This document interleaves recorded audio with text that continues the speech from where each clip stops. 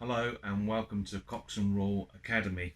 Today you join me at home in the fishing lodge where I'm making up some wire hook links at the moment for my tote fishing here in West Sussex.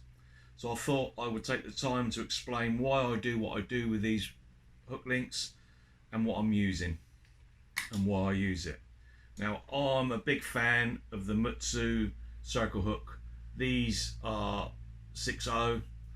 They come pre-offset and I'm a big fan of offset hooks to start with. Now this is American fishing wire in 95 pound. You'll notice there's a twist in this and I'll get to that in a minute.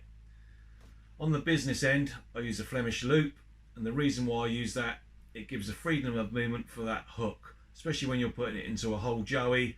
If you had that crimped solid to the wire, you would struggle to get any movement through and out the side of the bait. So that's why I use the Flemish loop, so you got a bit of movement there.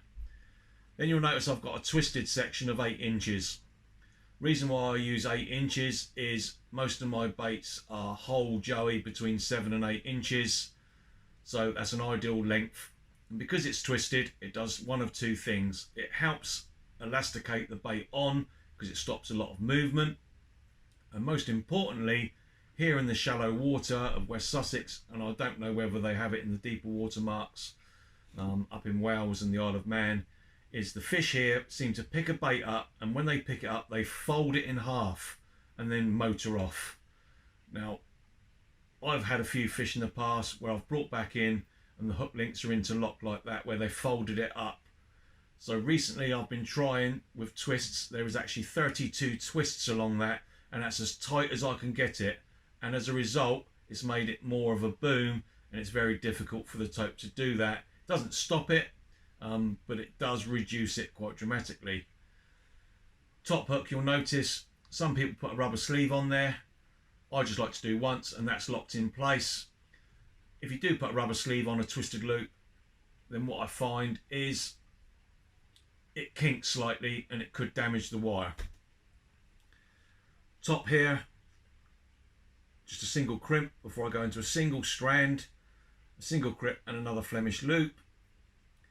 And then here you have a size 3 stainless steel barrel silver from Cox Rawle as well. So in all it's a foot long. Don't need it to be any longer. I've seen many people with 3 to 4 foot of wire. The fish ain't going to bite your wire 4 foot away. If you use a heavy enough mono for your rig, be it an up and over or a long pulley, that acts as a rubbing trace and you don't have to worry about it. This is just purely here to hold the bait in place and to make sure the tope don't bite through it, because they do take off at speed here. So there you have it. Nice and simple, takes minutes to make, and it could result in you having that tope of a lifetime on the beach.